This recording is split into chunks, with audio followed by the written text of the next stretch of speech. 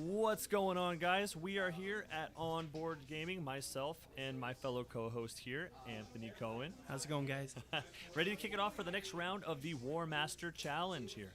Now, for those of you guys, welcome back for the fellas that are in chat that have been here before, and if you haven't been here before, we do a thing called the Warmaster Challenge. It's a cool little thing that we created that's kind of like an ongoing tournament. It's like a King of the Hill type deal. And what it is an opponent a match is selected, and the winner of that stays on the table. And his goal is to try to achieve a 3-win streak in order to get the title of Warmaster. Now, some funny little interesting twists to it. Your opponent gets to actually dictate what mission it is, and you also can kind of shift within your faction or codex what you are doing as far as what your army list is. You just got to stay in your codex, so it gets a little interesting, a little bit of an interesting twist to it, huh? Right? Yeah, definitely. I mean, there's not like hard tailoring, but definitely A little bit of tailoring. A little bit of tailoring, and it's always a good matchup, which is pretty amazing. So. Right on. So tonight we have Daniel Double Z Velazqez trying to defend his title with his Harlequins, going against our challenger. His name is Marky. We got Daniel here. I'm going to introduce him. He's a good friend of mine.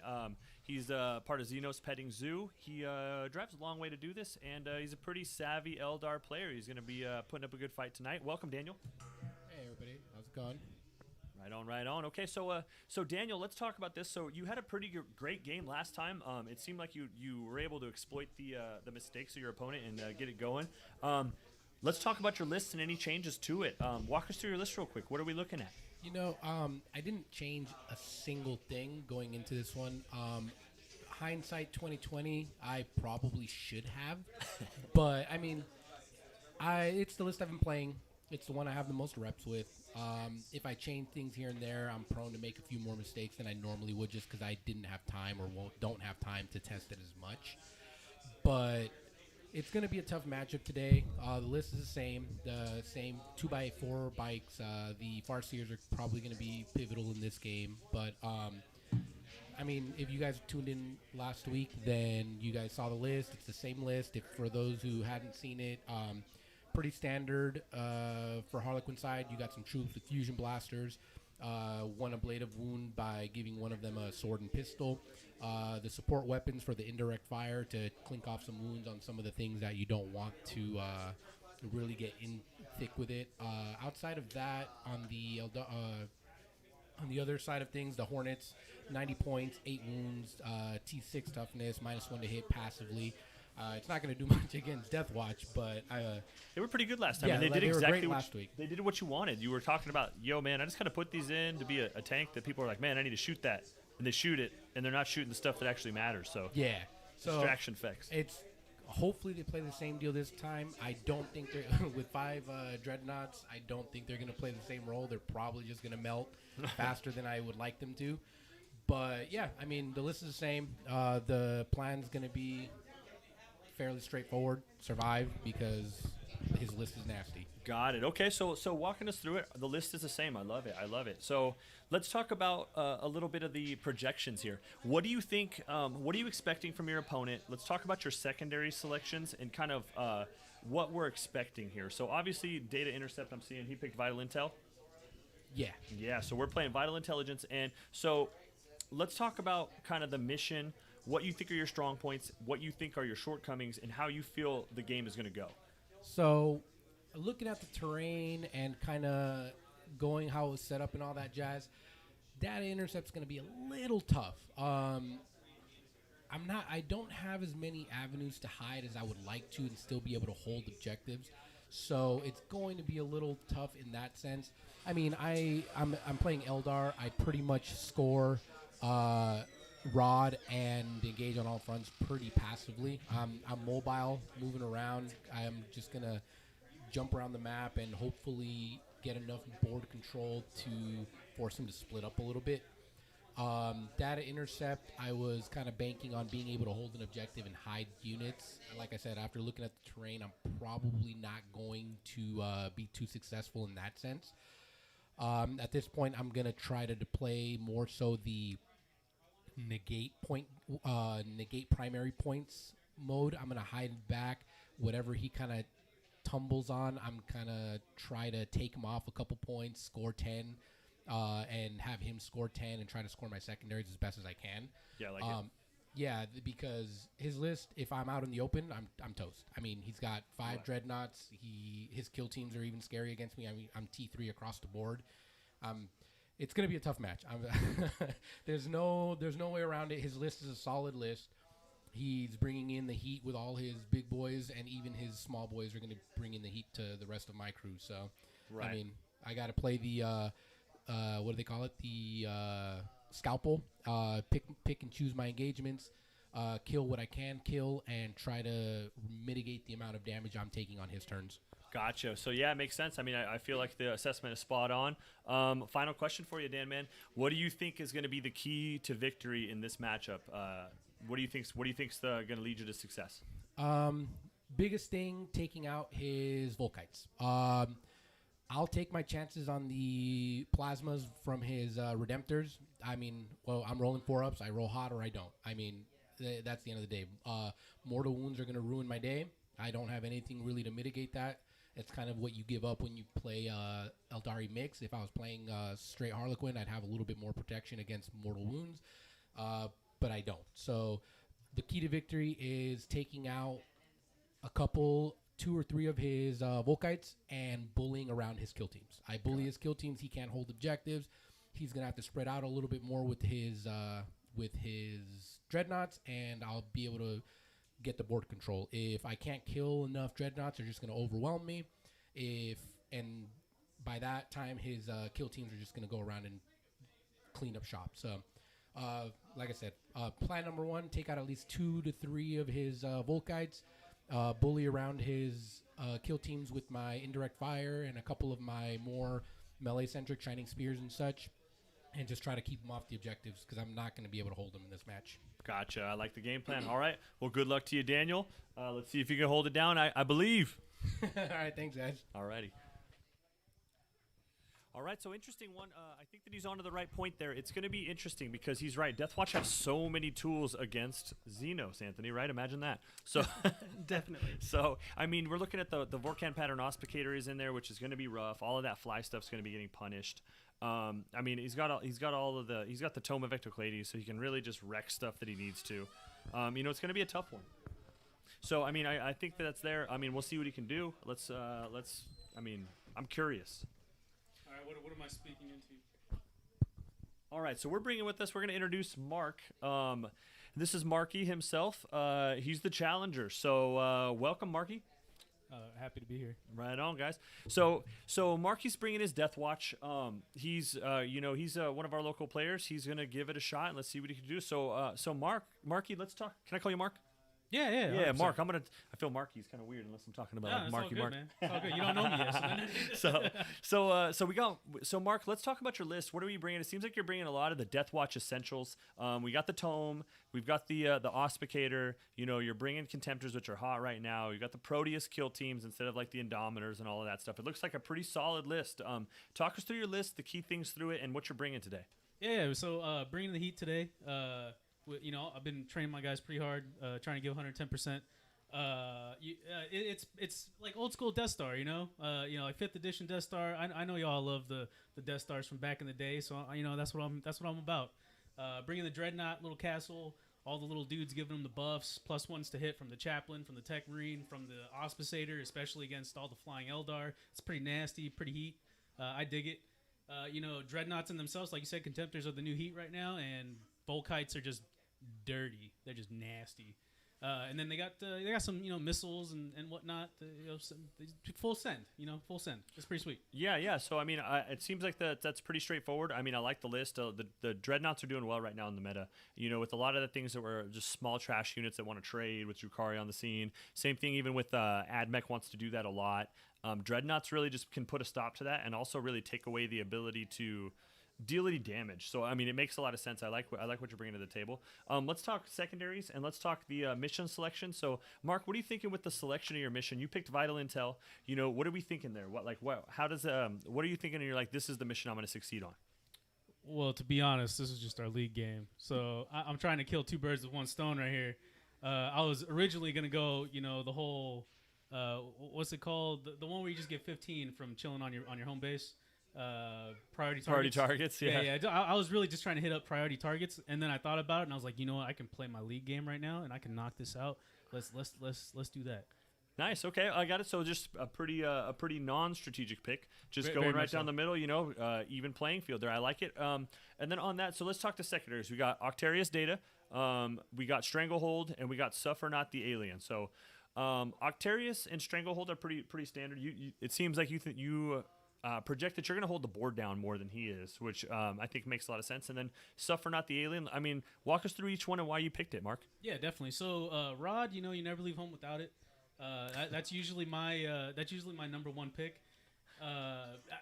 You can't score the full hundo, but it's always a nice safe pick, especially with your Vanguard vets with Storm Shields. Usually they pop all the bikes, and then you got one Vanguard dude just chilling, running around the board, popping Rod. It's pretty sweet. Stranglehold. I'm actually not too huge of a fan of Stranglehold. I feel like it's a little risky, but I feel like in this sense it's better than than Os.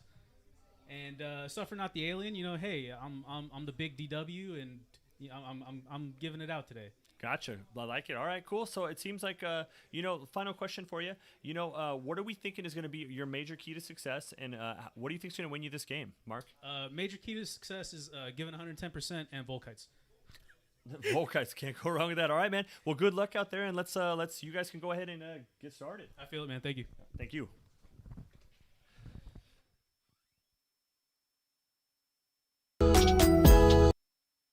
Analysis right here. We'll bring it over to the board.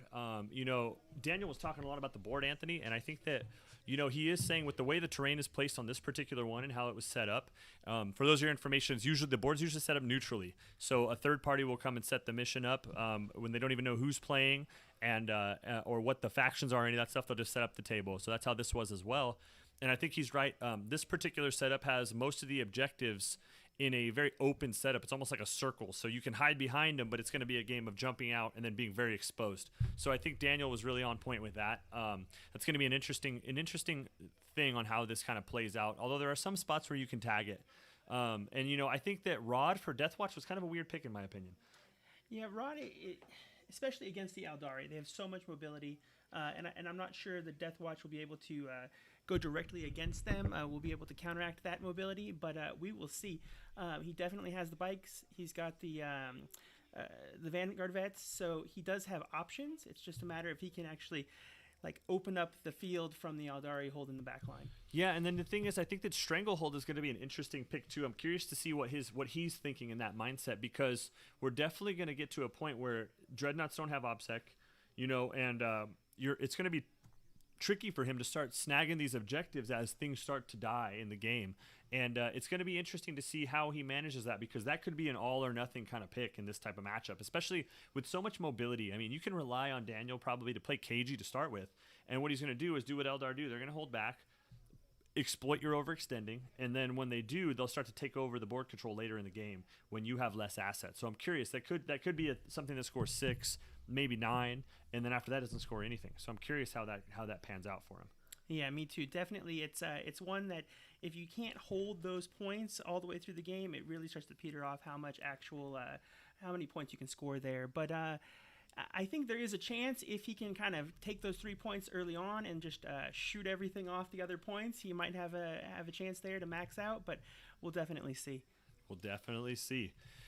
So it looks like the players are getting ready to get their deployment set up. They're doing some measurements here. We'll kind of see what's going on. Interesting.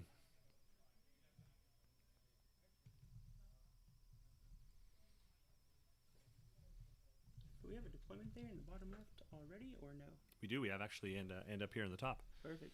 You can see that fine hairdo from Double Z himself.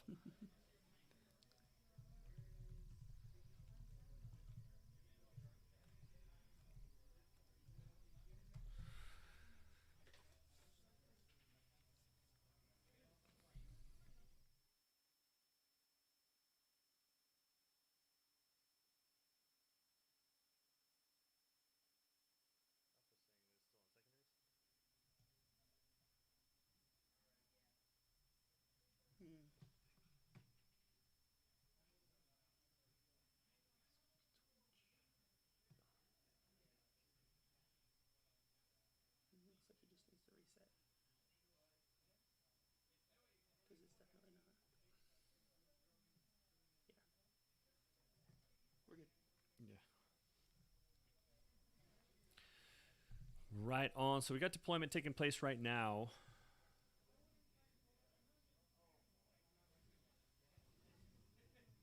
I don't blame you. Yeah, these dudes are gonna be chilling right here. Okay. These guys are gonna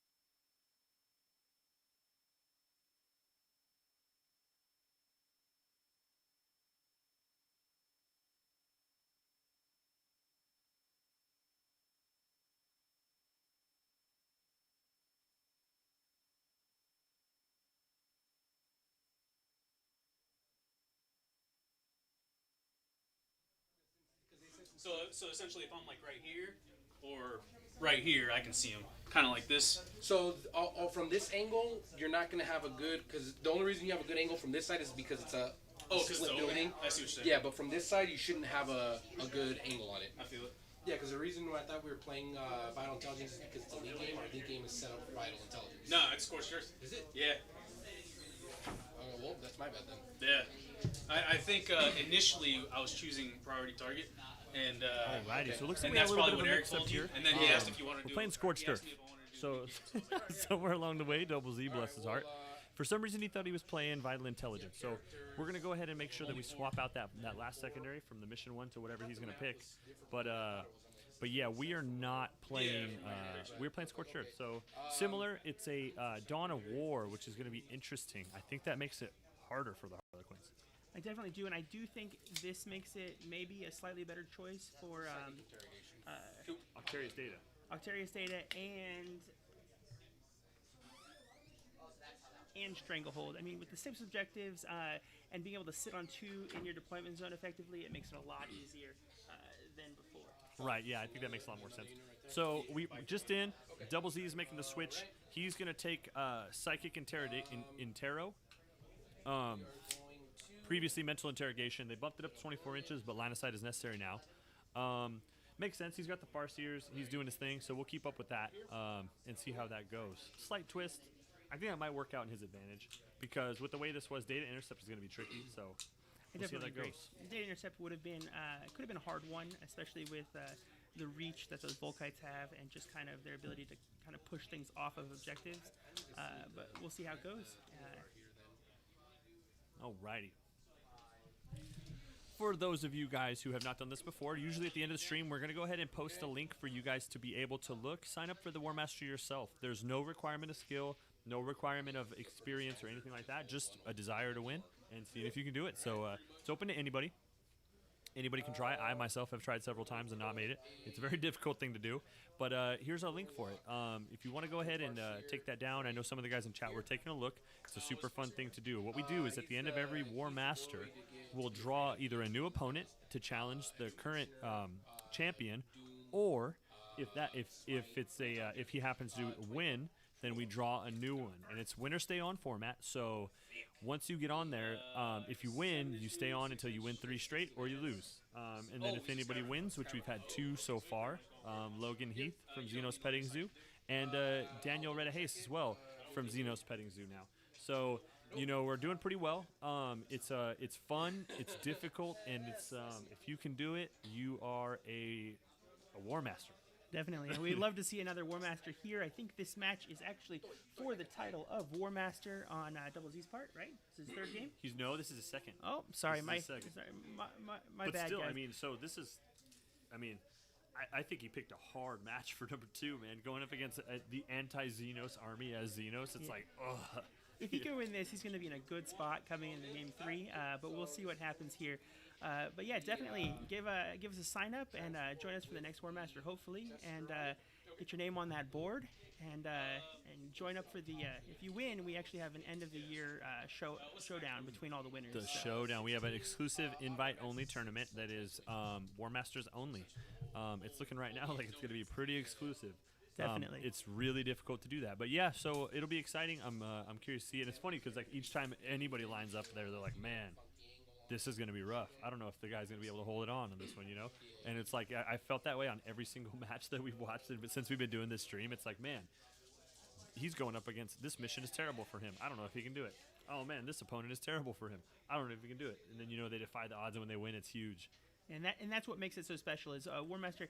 You think about it, you're winning 3 in a row, and kind of the odds get stacked against you towards the end because your opponent's picking the mission, your opponent's tailoring their army, and you can't change your army even though you can change your list. Right. So definitely there's times when it gets really hard, but the guys who pull through, it's definitely an awesome show. Beast mode. Alrighty. So I was looking through chat. What did we see? Chat, who do we think is going to win? Who do you have on this one?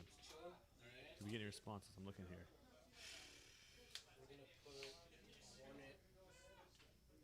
Nothing yet. Yeah, Chad, if you guys could let us know who you think is going to win, especially based off of we're coming in for deployments here. We're coming up to the end of that. Just let us know what you guys think. We'd love some interaction there. Alrighty. So keys to victory here. Those dreadnoughts are going to do a lot of damage. I don't think the Eldar are going to be able to stand up to them. It's going to be the cat and mouse game. And Eldar's the mouse, I think, in this scenario. But I think that the damage output that can be put out by the Harlequins and stuff like that can actually really neutralize a lot. 5 dreadnoughts is not that much if the fusion and the haywire can be used correctly. I think that's going to be epic. I think that it's going to be a game of patience for Daniel.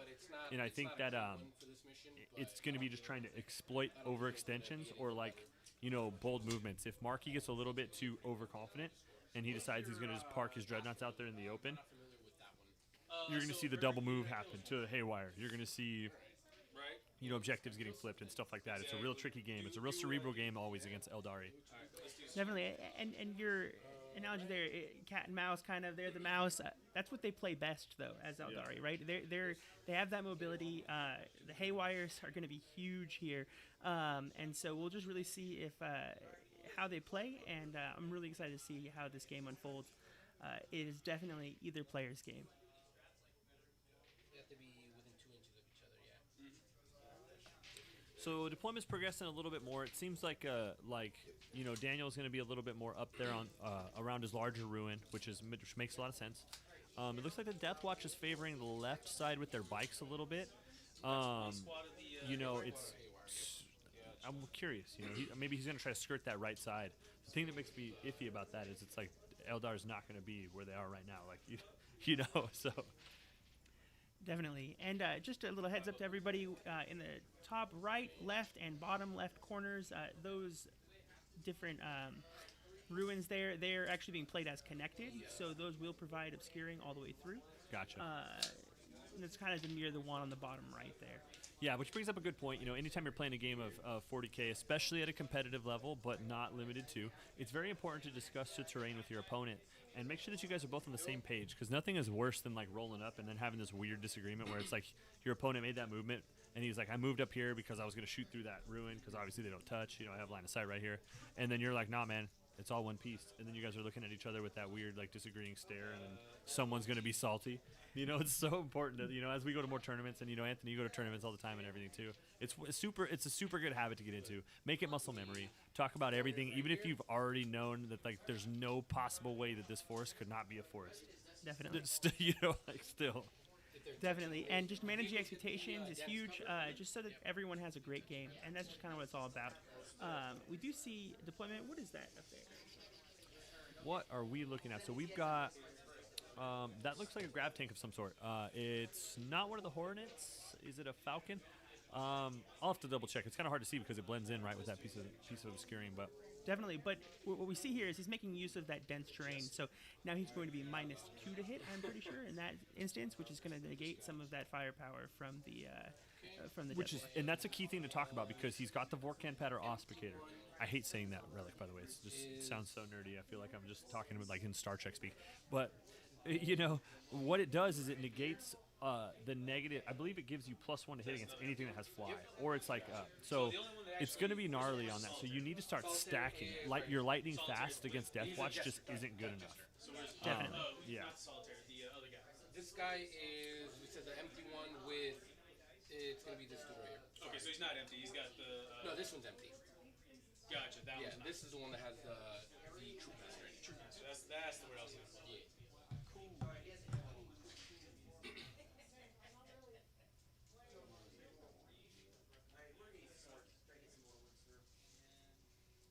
This is other Volkai. Okay. And then these guys are just hiding behind the terrain as best as they can.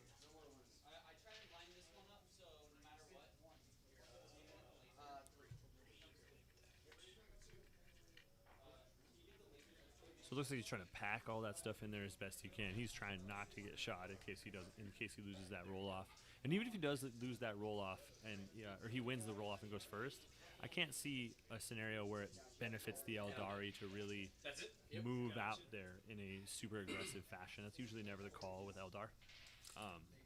Yeah, definitely. And in this case, it's going to be who kind of blinks first, right?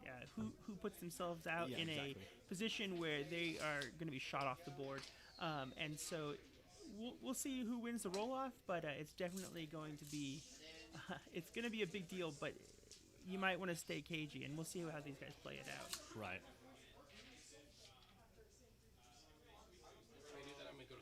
Yeah, do it, man. So the Death Watch is starting with 4 CPs, true Marine fashion. You know, you're usually starting with 6 because you're buying a million Warlord traits and relics and just relying on data sheets. You know, Daniel has 10 to work with, which is pretty good. Yeah, we'll see. Definitely, there's a lot of stratagems that CP could disappear really quickly if he starts popping off. But we'll see how it goes. But I think it's going to be a great game. I'm pretty excited to see how those tanks play. And I think we're coming up to the end on deployment. I think Marky's just finishing up his last couple units, and we'll get started. Get ready for that first turn roll off.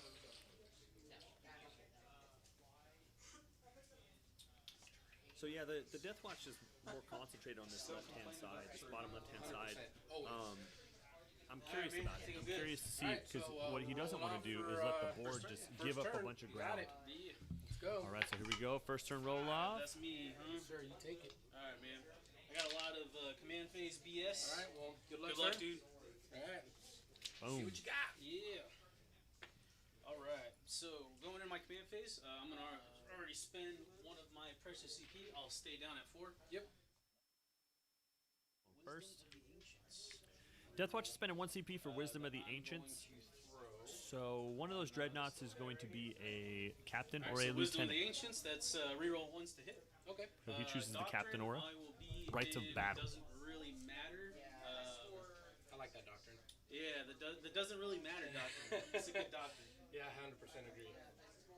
Let's be in the So one of the interesting things about Death Watch for the viewers that don't know, they actually get to choose which doctrine they're in. There's no flowchart for it. For Death Watch, they can just be in the Devastator once, the Tactical twice, and the Assault for the rest of the time, and they can pick at the start of the battle round which one they're in. but it's frowned So Marky's really deliberating on which one he's going to kind of pick. upon. Alright, cool.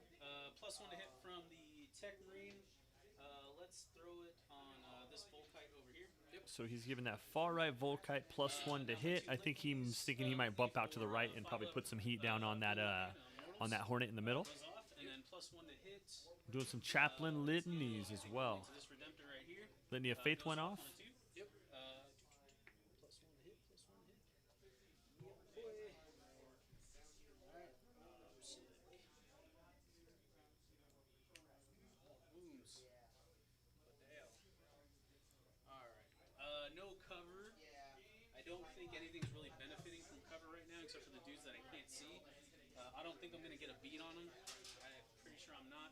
I'm gonna put it on them anyway, just for the sake of remembering to do it. Okay, so you're putting it on the dudes up here? Yep. You got it. Cool. Do I pop my tomb? I don't believe so.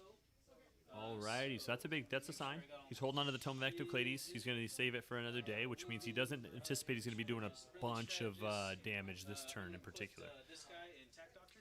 Yeah, I mean, his targets really are limited unless he can move himself out quite a bit. There's a couple Falcons there, I think is what they're called. And there's not much else. I mean, there's a lot in the actual terrain, but we'll see. Yeah, and with those big pieces that are two-piece ruins, that's a lot of obscuring. So it's going to be hard to catch a line on a lot of that stuff. So here goes movement for the Death Watch. Let's see what happens. They're gonna do the same little shenanigans that those little guys did. They're just gonna hide them. Thank you, Eric. Hornets. Guys, in case you didn't know, there's a man named Eric in the chat. He knows some things. Yes, especially against with Craft Worlds. He knows that's his thing. These are shotguns, the storm shields. You got it. Alright, cool. They're chilling on that. Or is Eric just pretty much everything in the army's up. or we're just super intuitive, right? And we got a knowledge bot. Yeah, it's a knowledge bot. That's it. Eric's our bot that knows things about Harlequins, and he knows a lot about OBG events and the calendar. That's his main thing. Definitely. So you can ask the Eric bot anything you need, and it will respond. Yes. Okay, so up there on the left, just like we thought. Okay, so he's going to try to skirt that ruin and use that ruin as a big wall, in essence. I mean, and what's more or less going to happen is he's going to try to come around and put some heat on that left flank. And, I like it. Those chain swords can do a lot of damage there. I'm curious.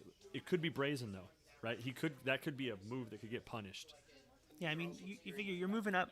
You're definitely getting those fusion pistols in range. You've got. It could come down and it could just smack back, but it's a playoff that could go really well. So we'll see what happens. Because I mean, if some players get out of there too and they can get into those bikes and wipe them out, then also he can consolidate ahead into that dreadnought, and a dreadnought doesn't want to be stuck in combat with 3-up invulns. So it's low volume against 3-up invulns is just not a spot to be in. I'm curious.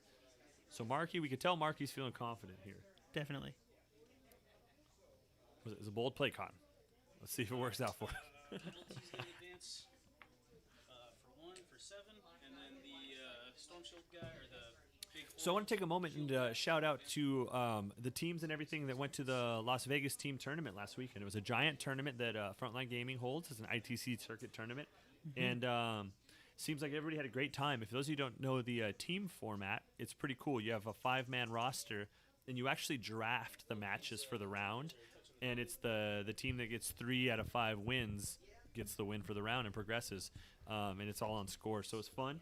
The resident teams, Petting Zoo did pretty well at that tournament. We finished just outside of the top 10, but there was a lot of teams there. I think there was something like 40 or 50 teams. I think it was actually in the 60s. Yeah, there was a bunch of them. So good showing in this for their inaugural year.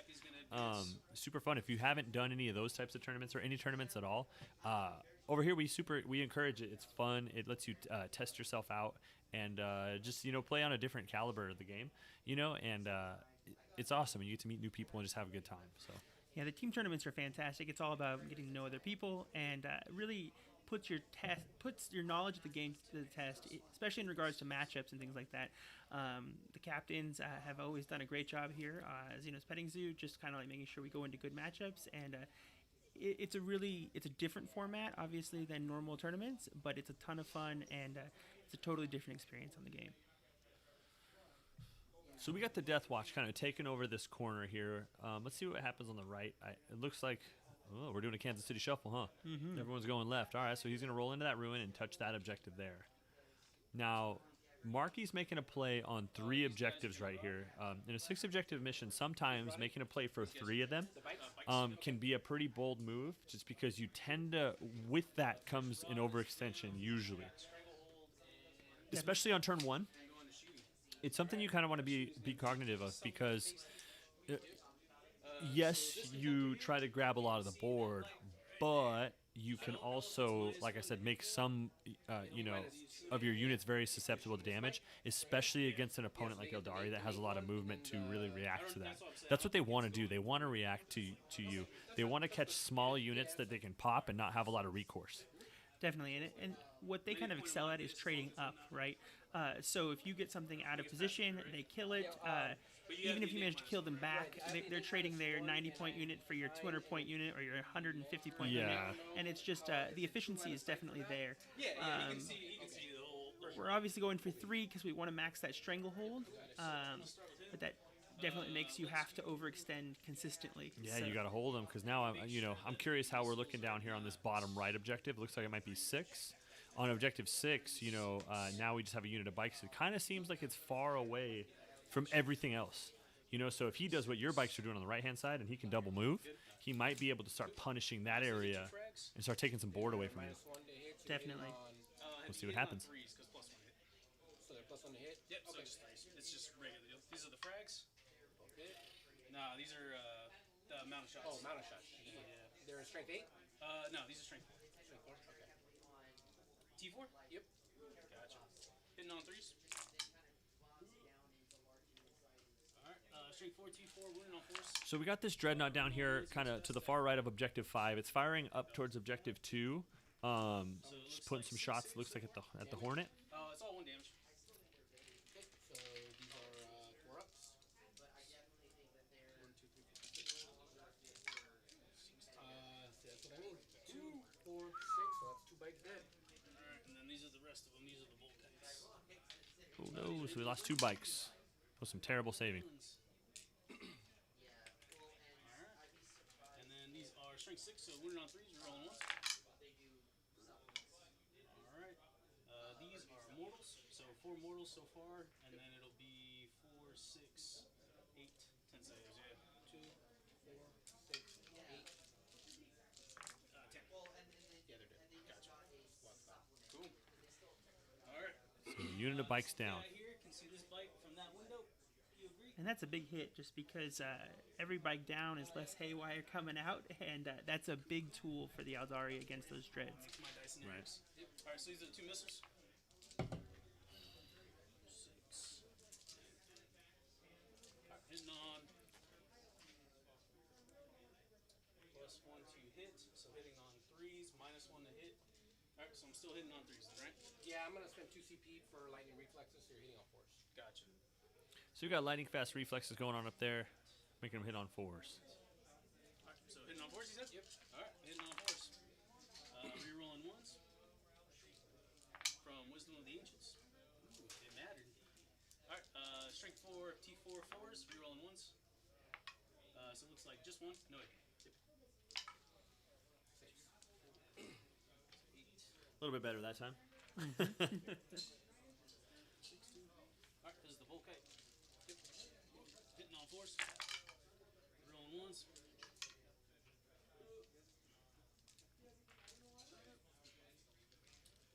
Wounding on 3s. Rerolling 1s. So looks. Oh, these are 3s. So 2 mortals and 6 saves. Volkite doing what Volkite does. 2 piece. So just 1 bike, right? Yeah. 1 bike and then 2 mortals. Yep. Okay. So the clear and obvious target here This other for one's Mark gonna is go the into bikes. The, transport. This is going to be frags. I'm sorry, cracks. Who's shooting at the transport? This guy here. I don't think he has sight. I see the tip. Because it ends right here, right? So I got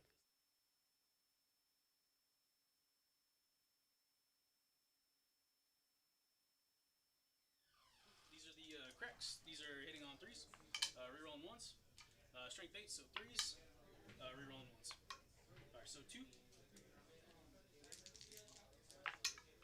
Nothing. D2d6. 10. Jesus. Yep. So does it Oh, for line of sight. Thank you. does it blow up? Nope. So I'm gonna roll 2, 4, 5, 6. 2 die. So and then these guys will over here. So that's just the Death Jester, right? Death Jester's in there? Yeah, that's just here. So that's the first one I put down. Cool. He's not touching terrain, or is he? No, he's not touching. Okay.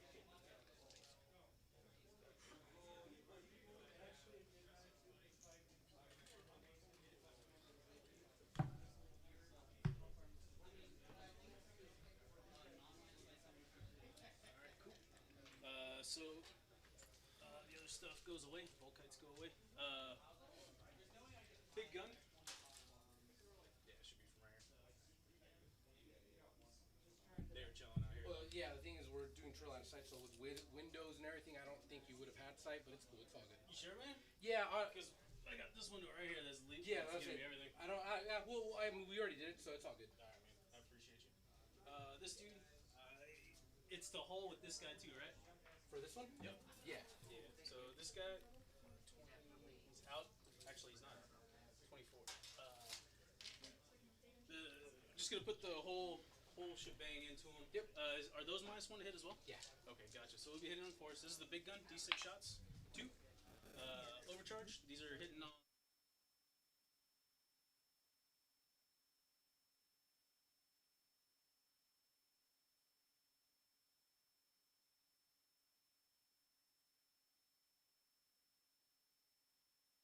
Storm bolters. Hits. Strength 4, T5, T6. Probably 5s. Nothing there. Alright, and this is the onslaught. Hitting on 4s. Rerolling 1s. 2. Strength 5, 5s. Rerolling 1s. 2 at -1. Into same one? Yep, same dude. So 4 ups. Takes one more. One This is and Icarus, one. D3 shots, 2. Hitting on 3s because +1. Both miss. And that is it for him. This big dude. He's +1 and intact doctrine. These dudes are done. Oh, I forgot to move my tech marines. Son of a bitch. Alright. This dude's gonna put his big gun into the Hornet. Yep, D6 shots. 5. -2. So -2. Yep. But he's +1. And then he's also +1 from the Auspicator, so he's back at 3, right? Yep. Alright, cool. Hitting on 3s, rolling 1s. Winning on 3s, rolling 1s. 4. AP? Minus 3. 4, 6 up. Where's my 6? There, right? Oh my god. 3 damage flat? Yep. Not good for the saves for Mr. Velazqez. It's been pretty rough for him. But you can never blame the That dice. is it for my shooting. That's 3 units. You killed 1 unit of bikes? Yeah, 3 units. Alright, so I'll be popping. Let's see, Rod. I got my 1. Strangle. I'll pick up 3 at the end of the turn. I don't have any charges. And then Suffer Not. I'll pick up 3. And I believe that is it. I'm still at 4 CP, so update that little guy. And it is your turn 1, my friend. So, command phase already. Moving into the Harlequin Aeldari turn 1. He's going to pop up a CP to 11. Alright. Where's my. And let's see what he can do in the retaliation. My pocket. What I do with my ticket? Under the book? Maybe. Thank you, sir. Yeah, man. So, movement. Bikes.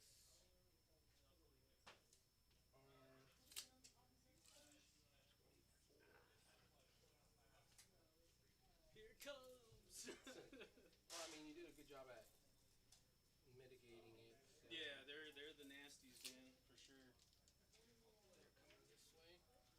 So we've got some bikes moving out like we were thinking. I'm curious what we're looking at as far as the target priority. It's interesting to see what Daniel perceives as the major threats here. It seems like Volkai did a lot of work on him, so I'm curious. I'm wondering if that's going to be his major target, trying to trade maybe some of the bikes into that. Although at this point, I don't think trading anything makes any sense. I think you need to just hold onto your units dearly.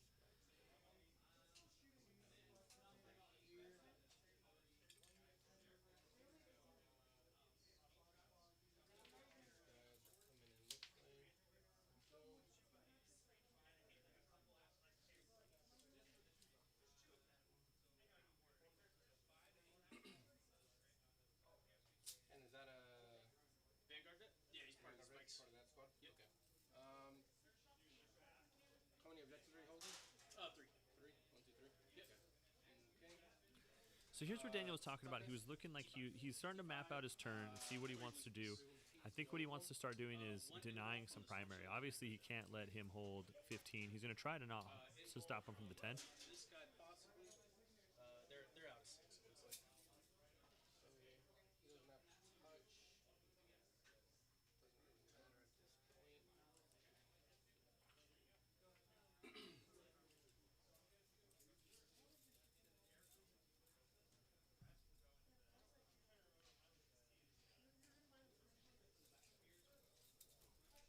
Moving up, we got fusion. Fusion boats being adjusted. Let's see. Oh, dude. Yeah, 6. It's the least I could do after taking 3 Volkites against you. Hey, smoke him if you got him, right? Right. Yeah, no, I mean, I don't blame you. It is what it is. Sorry, I'm a D, dude. I understand. But you know what? Four editions of losing. Now's my time, bro. Now's my time. These guys are touching this objective over here. Solid. So we got some bikes moving over there. They're going to capitalize and try to snag objective 4 using that Aeldari movement. I like it.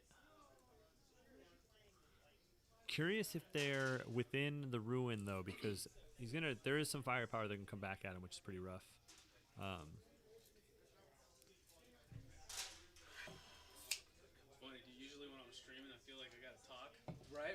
So I'm like, what are we talking about Yeah, today? what are we talking doing? about? Yeah, what are we doing here? What are we doing here? Yeah, it's like, wait a minute. Yeah, but I know homie host is hooking us up for the most part. Yeah. So we're gonna do it so that he's touching and the jester can see your bikes. These guys? Yeah. Gotcha. Okay. Positioning that jester so he can draw a line of sight to those bikes over on objective 3. Looks like he's trying to just play this the enveloping game. This dude is going right here. Farseer or Warlock? That's the warlock. Gotcha. My Farseer is a little precious. Just a little. Okay. Boom, boom, boom, boom. These guys are staying there. Boom, boom, boom. End of movement, I think. These guys are gonna rod here. Cool.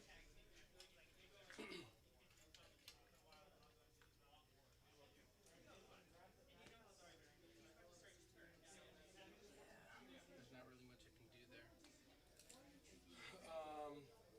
And we're gonna go into Shoesting. We're gonna put. Actually, I thought to move this person over here. So Farseer's coming down this way.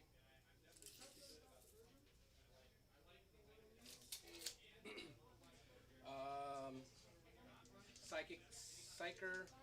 He's gonna do psychic interrogation on the dude over there. I measured it so that he is within 24. Yep. So goes off on a 4. Good. Goes off with an 8. Solid. And then Farseer is going to doom. Is that just 3? Yeah, it's just 3. Doom on the bikes. 3-6 does not go off with a 6. We're gonna re-roll the free re-roll that she gets. Okay. Does go off with an 11.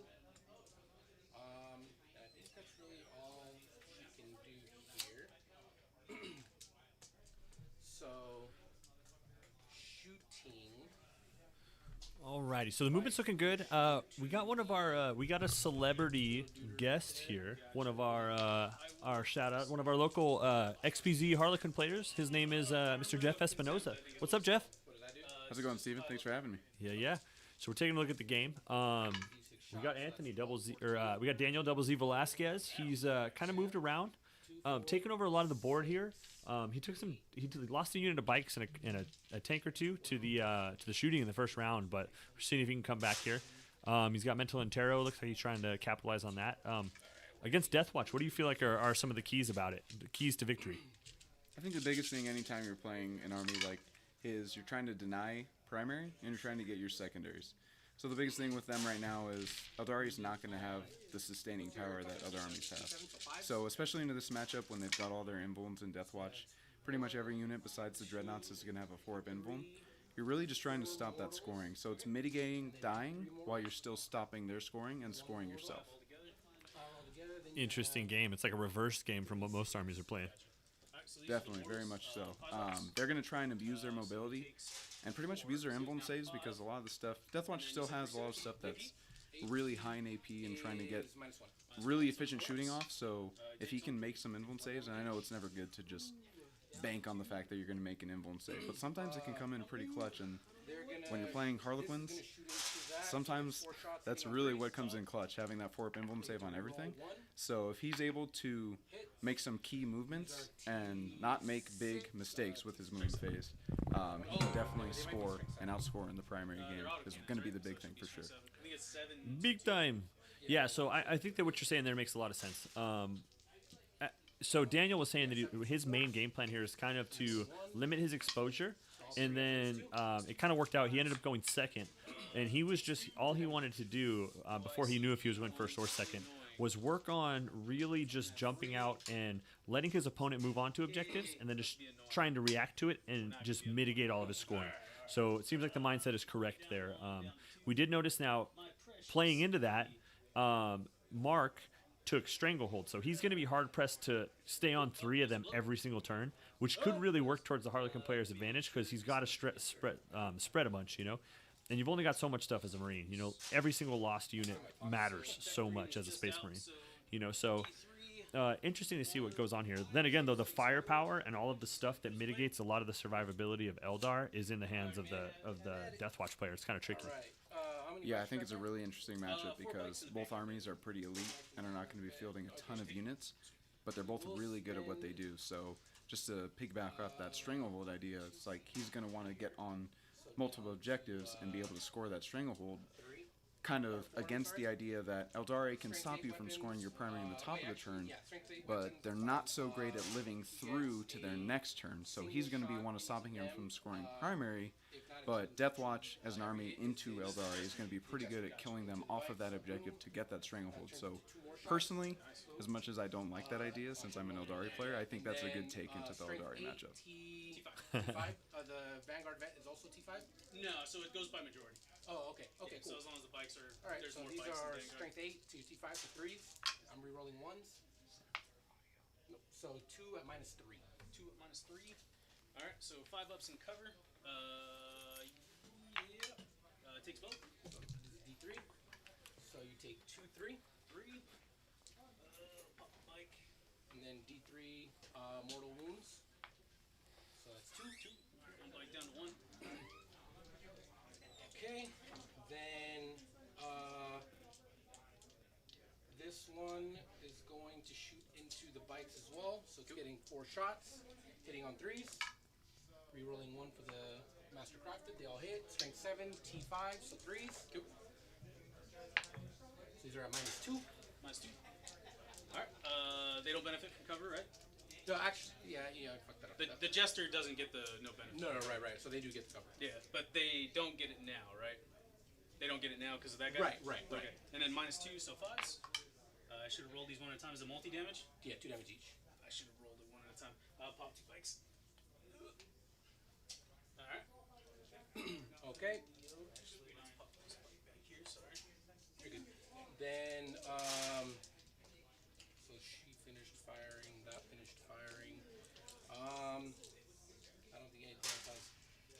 height of them. So 2d6 shots into that same squad. Cool. That's 10 shots. 2, 4, 6, 8, 10. So we're gonna do them one at a time because they are separate. So we're gonna do the 5 at a time. Cool. 1, 2, 3, 4, 5. These are hitting on 3s. They all hit. Wounding on strength 6, so T5, so 3s. So they all hit. No AP. No AP. Alright. That bike doesn't have any, so You I don't gotta get do any 3 at a cover, time. No cover, so Yep. no AP though, right? No AP. Alright, so 3s. It takes 2. Alright, slow roll. He's good. Down to 1. Down to 1. And the other bike, or the other shot, Yeah. roll. So 2 go through, then wounding on 3s. I don't think I have to do it one at a time. Actually, I do. Yeah. Pops him, and then on a 2-up. Alright, he's good. So Vanguard Vet is chilling. What's the Vanguard Vet's leadership? Leadership 8. 8. Okay. The Jester does give him -2 leadership, so he's leadership 6. Oof. So it will matter when it comes to the battle it. shock roll. I dig it. Outside of that, I don't think I have any more shots. They're not in range. Oh, they have shots. So they have a. I think they're 48 inches. They might be 36. Let me double check. Yeah, 48. So they definitely have range of them. So I mean, might as well. Yeah, 1, 2, 3. Well, how many wounds is he? 2. 2 wounds. And then over there, you have a squad of what? Squad of 5. 5. 2 apiece. Alright, Storm shield. We're gonna. They have a storm shield too. Yep. You want to for sure take you off the objective, so we're gonna shoot the shield captain. Joe. 4 shots. That's not what I wanted to see. So I'm gonna roll this one at a time. So this is a single shot. Hits. Wounds. Your regular shade, no cover. Go 2-up. It's good. Then the other one was 2. Both hit. 2 at -4. -4. Yeah. Ooh. Do we take it on the storm shield? Sure. No, this is shooting into the single guy. Oh, They're single all guy. shooting into the single guy. Oh, Yeah. okay. I thought it was on this squad. No, all into the single guy. 4-ups. Pops him. Okay.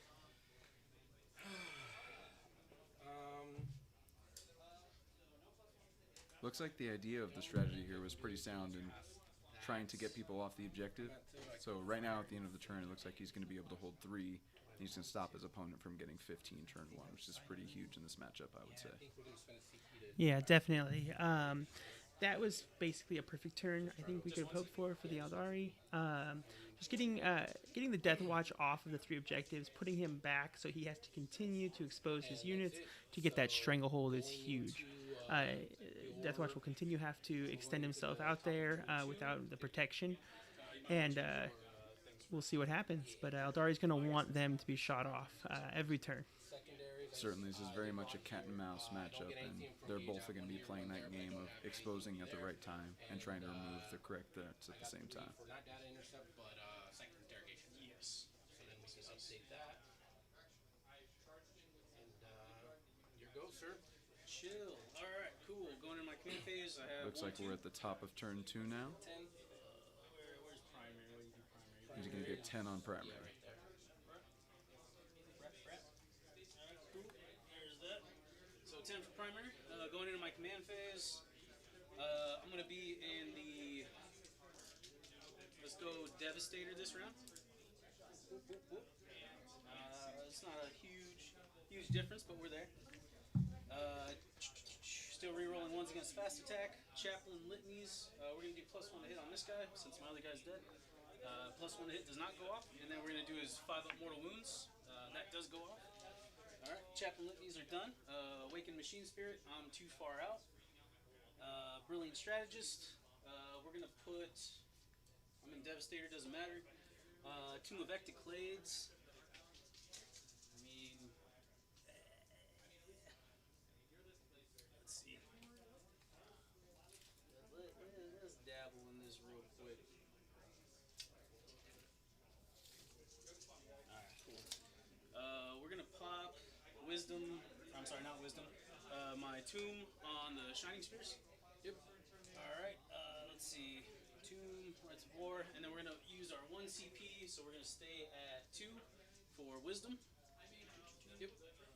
Wisdom, and we're gonna use it on the same guy. Okay. Cool. I think that's it for my command phase. Let's go into movement phase. Yep. All right. Let's see.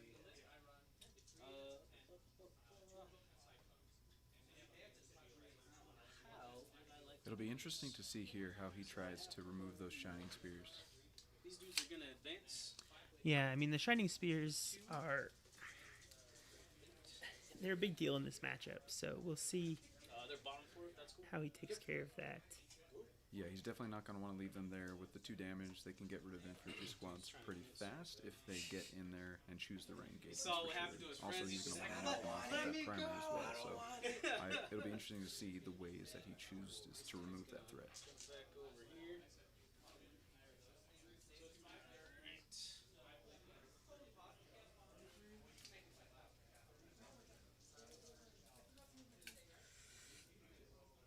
So just for what's called for line of sight aspect to give you the least amount of like possibility to see. Yeah, I got you. From like these guys, maybe Yeah. kind of thing. I feel you. I feel you, man. Where's the Death Jester? Where's he Death chilling? Jester's over here in the corner. Okay, I see. I got you.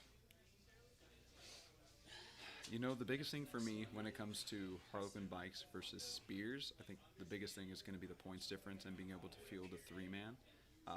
Lets you field a cheaper unit because Harlequin bikes are pretty expensive. If you're fielding a 5-man, it's going to be about, I want to say, 275 points. So it's a bigger points investment there.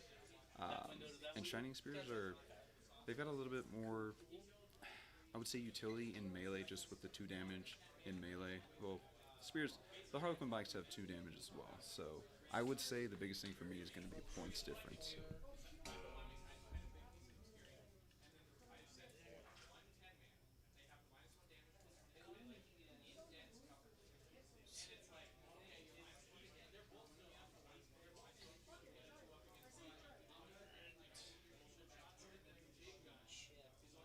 Yeah, definitely. If you can pick the right engagements with the Haywire cannons going into Dreadnoughts, it's not a good time for any Imperium player with the Dreadnoughts because Mortal Wounds into that is just getting rid of all of their defensive tech right there.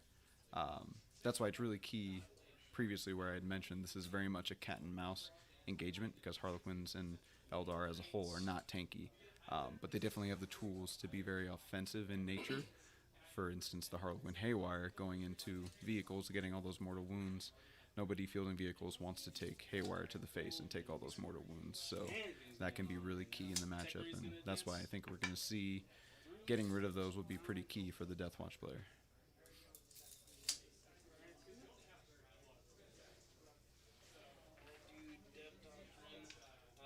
These dudes are gonna rod for my second rod. Yep. 4, 2. Alright. These dudes, do I want to actually do any more movement? No OPSEC, right? No. Alright, let's do that.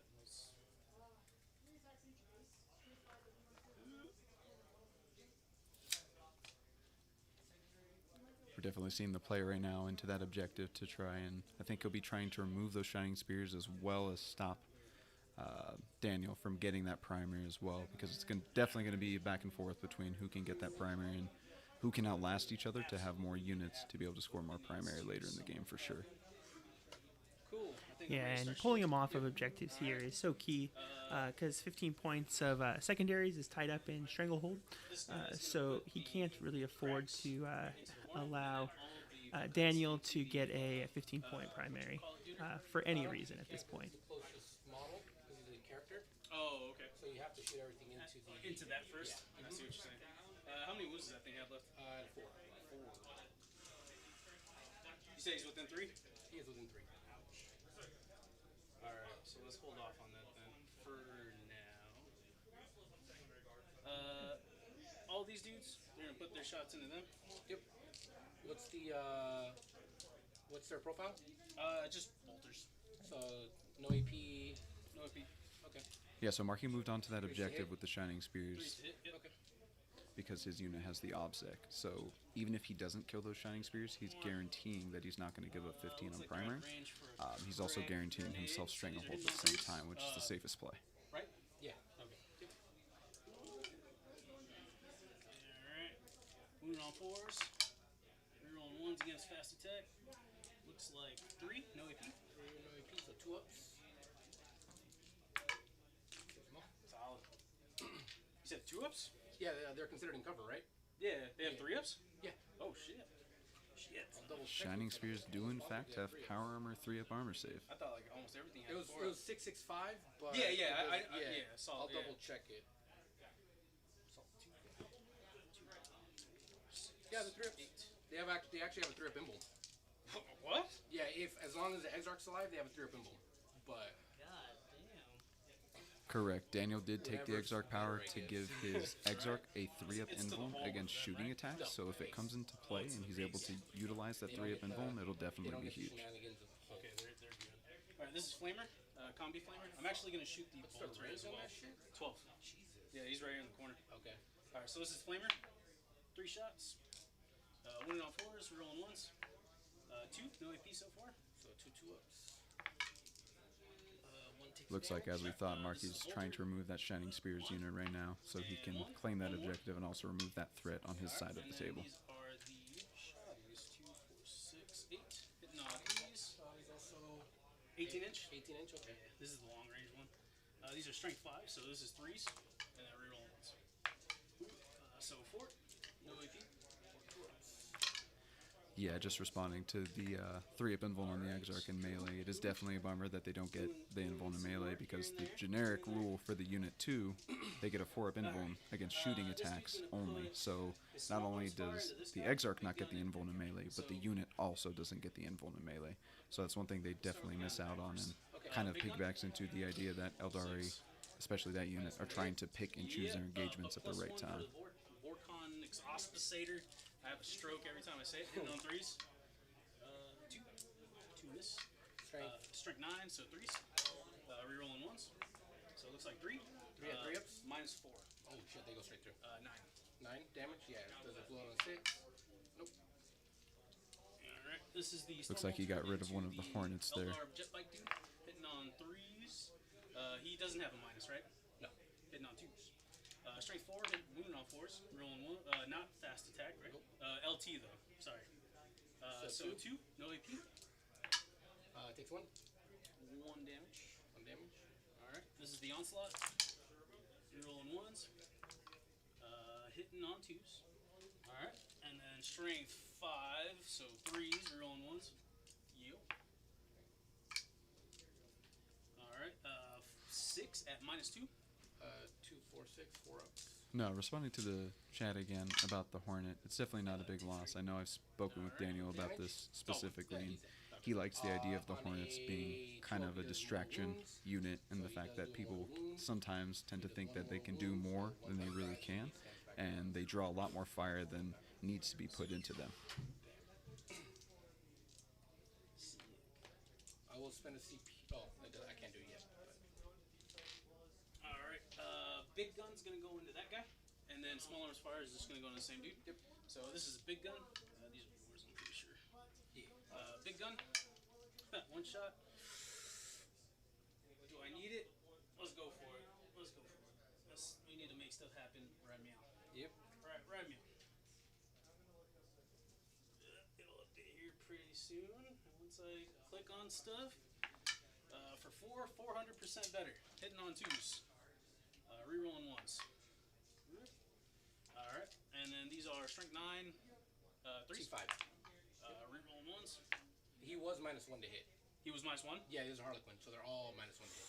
I had 1, 2 in there. I'll reroll 3 ones if that's Okay, cool. that's fine. So 3s. So 3 at minus 1. Doesn't matter. Doesn't matter. So 3 4-ups. 3 flat. 3 flat. Alright, and then this is small arms fire. Hitting on 2s. 3s. This guy. Oh, yeah. 3s. Rerolling 1s for the LT. 3. 3. Takes 1. Alright, this is the. Let's do the Icarus. 1 shot, hitting on a 2. Moving 2 because it's strength 7. 1. 1 on him. Yep. -1. Goes Out to of 2 flat. 2 flat. He died. All right.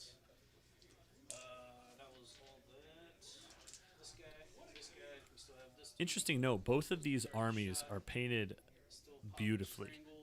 The stream camera doesn't do them justice. These both, the bases of this Death Watch look really sick. 45 and 36. Oh, for sure. And one thing that's really great about this game is appreciating other people's hobby time and the armies, and seeing it on the table fully painted is what makes one of the things that makes this game great to play and watch. No minuses, right? Arts and crafts.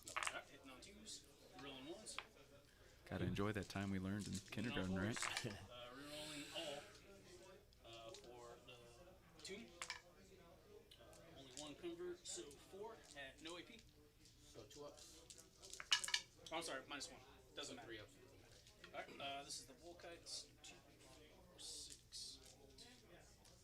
We got those Volkites, which the Aeldari have universally decided they don't like at all. I can confirm that Volkite into Aeldari is definitely not a good time. They're great into everything, just super efficient unit, cost-wise, and for what they do. They're starting to go away and get worse. I'm actually in the school of thought that they're actually, with Ramshackle out there and a lot of the things that are -1 damage, rough. I can see that. So 6 mortals so far. 1 damage, no AP. A lot of stuff has like for instance, Grey Knights right now have the 5 up against mortals, so it's like that goes away.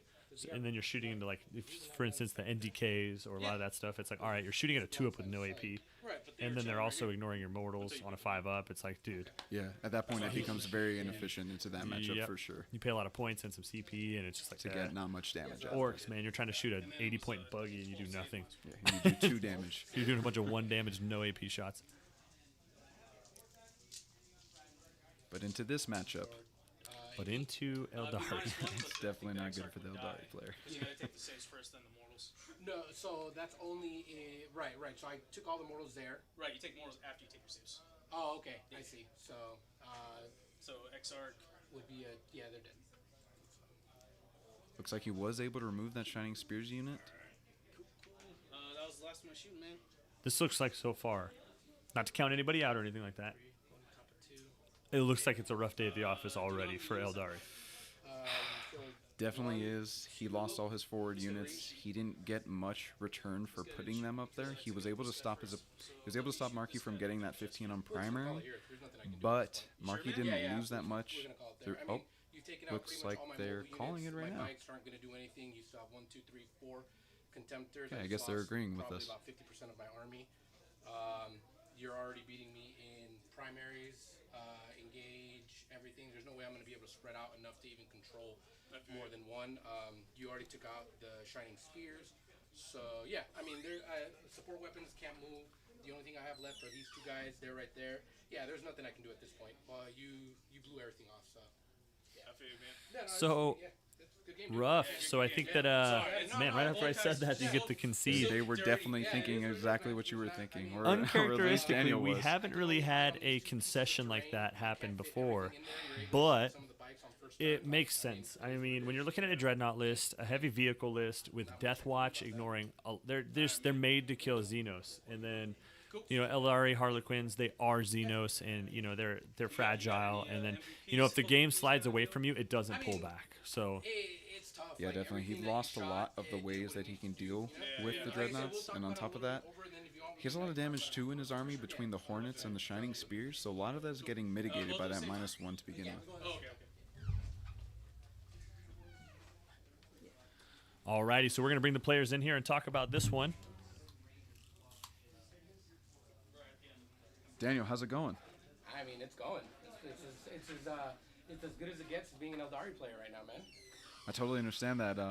We were talking about how, it wasn't looking good before you decided to call it. Why don't you just let us know a little bit of your end, why you ended up making that decision to call it? I mean, the field speaks for itself. I mean, turn 1, wiping out entire unit of my bikes. I mean, that's brutal. Outside of that, by the end of his turn 2, all my mobile units are gone. I mean, I can't have any board control at this point. the only units that are left are the ones that are static behind terrain. That was kind of the rough part. There wasn't really a lot of spots I could hide things in without touching the terrain, and just the efficiency of his shooting is just too much for my army to handle if I can't get good line of sight blocking. I mean, as long as I'm touching terrain, we have tons of little windows that he can touch me through, and that's kind of what happened in this game. I mean, I try to put everything in I could in those two corners, but maybe I should have. Hindsight 2020, maybe I should have deployed a little farther back into the corner to give him a little bit of harder angles to shoot at. But even then, I mean, it was only a matter of time before I have to push out, and there wasn't very much I could hide from. Originally, my plan was just give up the right side of the board and move on to the left and try to dominate the left side and force his contemptors to move forward. But even with my movement, I still wasn't able to get behind any cover. Like right there in the center between the two buildings on my backside is only dense cover. So, I mean, I can go behind it. He gets the -1, but the amount of +1s to hit that he has pretty much mitigates all my -1 shooting on my army.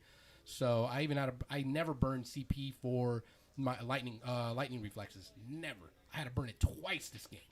And even then, myself still died. He was still hitting at his natural ballistic skill when I burned my lightning reflexes. So that's the Auspicator, bro. Yeah, no, it was brutal, dude. It was brutal. So rough. Death Watch being able to ignore all the minuses is definitely. So let's ask you, Mark. I mean, as far as that goes, I mean, it just felt like the list was made to beat this type of list. What did you think as far as like, the performance? Everything went right. I mean, what did you think were some of the keys to your success there? What were you thinking?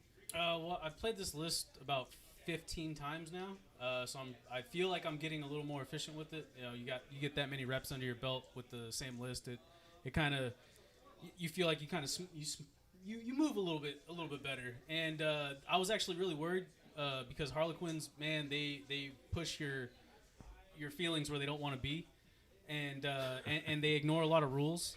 And I didn't want him to reach out and touch me in my no-no place. So I decided to take care of the people who, that do that.